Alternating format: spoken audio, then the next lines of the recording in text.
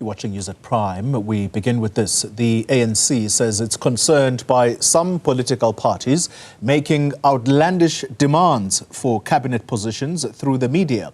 The DA has made no secret of what it believes should be the formula to guide the allocation of positions. But the ANC maintains that the president has the final say on who he appoints. Newzroom Afrika's Ngcobo has the details. So help me God. Since the inauguration of President Cyril Ramaphosa, this is the longest the country has had to wait, including politicians, to know who will run the state. While the nation continues to wait in anticipation, it's become clear that whatever is negotiated at national level will affect the composition of government at local and provincial spheres too. The president not only has to consider his new partners in the government of national unity, but also maintain the tradition of onboarding alliance partners who aren't particularly excited about every party in the GNU. If the DA is to be part of the GNU, then it must abandon its anti-worker and anti-transformation agenda. We expect the ANC as the leader of the government of national unity to ensure that government is biased towards the worker, the working class, and defend the hard-won gains, rights of workers, and accelerate the transformation agenda. The dream of a reduced, trimmed cabinet is also unlikely to be realized as talks continue to remain fragile. Parties that are left behind in the Progressive Caucus argue that until a clear mandate is spelt out, the invitation by the ANC to join the GNU will not be accepted.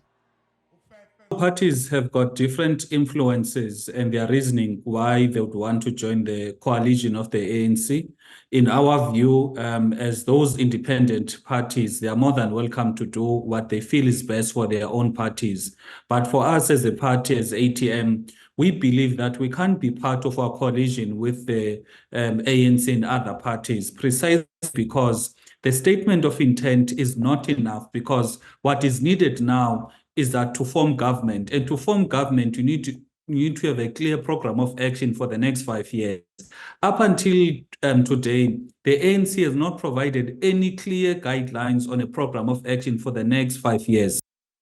To emphasize the fragility of negotiations, what would have been a run-of-the-mill process by an elected premier saw Panyaza Lesofi cancelling a briefing to announce his Gauteng cabinet because the negotiators needed more time. Within Ramaphosa's own party, there are already 6 former ministers who did not make the cut to become members of parliament.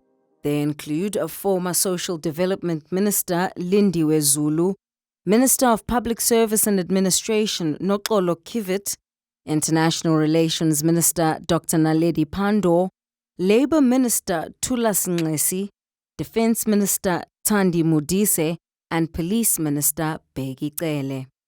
The EFF, which could now be in a position to save the ANC if the ongoing tussles with the DA continue, says it won't enter into a marriage with racists. Ramaphosa is presiding over a falsehood of what he refers to as a government of national unity. In fact, it must be rejected as the EFF has done, because this is the stage of the highest form where both the ANC and the DA and all right to informations have reached a point where they are now making official the fat and set arrangement that they've been having since 1994. Now they want to bring it out to the public for everyone to see, making everyone to buy into it. And the EFF says this constitutes nothing different from what we had in 1994. The president is empowered to swear in 2 people who aren't members of parliament in his cabinet. Whether or not this will come from within his own ranks or the opposition remains to be seen. For Newzroom Afrika on Channel 405, I'm Ziyanda Ngcobo in Johannesburg.